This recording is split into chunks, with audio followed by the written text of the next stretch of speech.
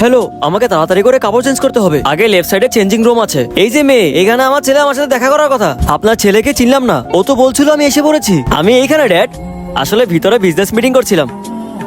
আরে বাহ, তুমি তো এখানকার ম্যানেজার হয়ে গিয়েছো। আজকে আমি তোমার চাচাকে সাথে নিয়ে এসেছি। তোমার চাচার বাবাকে কি কিছু খাওয়াবে না নাকি? জি জি বস, এই নিন আমাদের রেস্টুরেন্টের মেনু।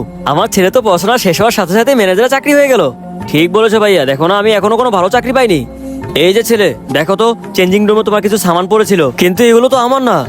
আরে বাবুর্চি ভাইয়া, এইসব কিছু আমার। আমি বিক্রম স্যারকে বলেছিলাম এগুলো নিয়ে আসতে। চলো চলো, তোমার অনেক কাজ আছে, চলো। ঠিক আছে তাহলে, বাই ড্যাড। ওকে বাবা, ভালো থাকিস। এই যে এই নাও তোমার সামান। তোমার কষ্ট আমি বুঝতে পারছি। তুমি অর্ডার ডেলিভারি করতে যাও, আমি এদিকে দেখছি। সো সরি স্যার, জাস্ট 5 মিনিটে অর্ডার নিয়ে আসছি। আমার ছেলে ডেলিভারি বয়। আমার ছেলের সাথে দেখা করে আজকে সন্ধ্যায় গ্রামের জন্য রওনা হতাম। আঙ্কেল, আপনি বসে কিছুক্ষণ অপেক্ষা করেন, বিক্রম স্যার চলেই আসবে। আমি জানি তুমি আমার সাথে মিথ্যে কথা বলতেছো। ও এক ডেলিভারি বয়ের কাজ করে। ও তো পরিস্থিতির শিকার। আঙ্কেল, ওকে কিছু বললেন না। আমি জানি মামনি, তুমি এই ব্যাগটি ওকে দিয়ে দিও। এই যে হিরো, তোমার জন্য তোমার বাবাই ব্যাগটি দিয়ে গিয়েছে। এই ব্যাগের মধ্যে কিছু টাকা আর ওর জন্য সামান রয়েছে। আমি জানি বাবা, আপনি জেনে গিয়েছেন আমি একজন ডেলিভারি বয়, তবে আমি অনেক পরিশ্রম করে একটি ভালো জব অবশ্যই নিব।